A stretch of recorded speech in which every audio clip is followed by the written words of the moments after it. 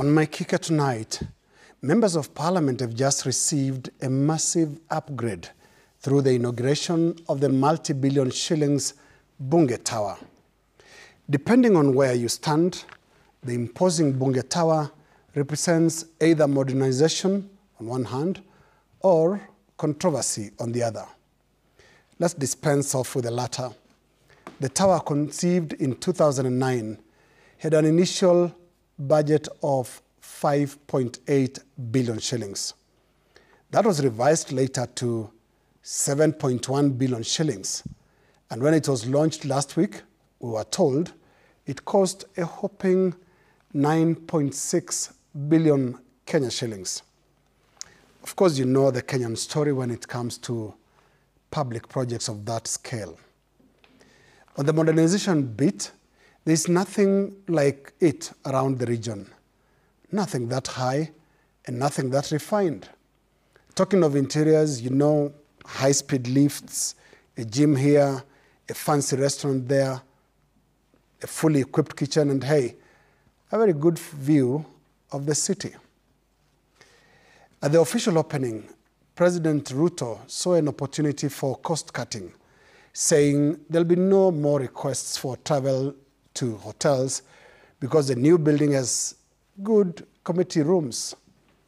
The president then said that Kenyans expect world-class representation and oversight from a team of members of parliament occupying what should be a world-class office block. Now, that building looks really good. It also looks prestigious, but it sits at odds with the trend of a parliament that has so far failed to assert its place in the leadership landscape in the same way the Bunge Tower has pronounced itself over the Nairobi skyline. Until something drastic changes about the conduct of parliamentary affairs, Bunge Tower will stick out solely as would an elephant on top of a speedboat. There's so much to fix about the purpose of Bunge because so much has been lost about it, especially in this 13th Parliament. First, the 13th Parliament has displayed all the symptoms of self-esteem issues and has a couple of times appeared in doubt of its own institutional place in the Constitution. This is the Parliament that some say in loud whispers is run from the lush lawns of State House. A Parliament that perfectly fits the critics' standard description of an appendage of the executive. This Parliament, though modeled on the robust structures of the American Houses of Congress, is a house held hostage by political loyalties, personality cult, and traces of old-time sycophancy. It is a timid house where party politics, rather than institutional culture, dominate the mindset of the House. The Constitution of Kenya 2010 envisioned a robust unit capable of holding the executive to account. The 13th Parliament has so far delivered exactly the opposite. It is a house that is constantly held to account by the executive. And so a good building is not enough.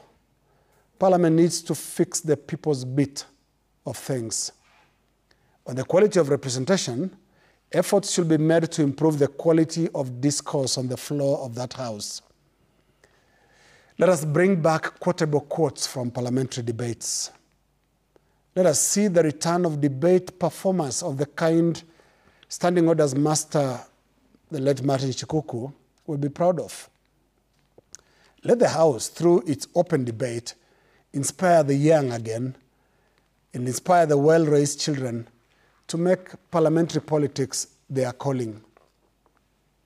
Let the young and the old see the purpose of Parliament yet again, and that is a house that has absolute fidelity to that mantra of the welfare of society and the just government of the people. So, it takes more than a fancy 27-floor office block. It'll come down to the quality of those who people the building and the quality of the collective output of the institution that is supposed to be an independent arm of government. That is my kicker.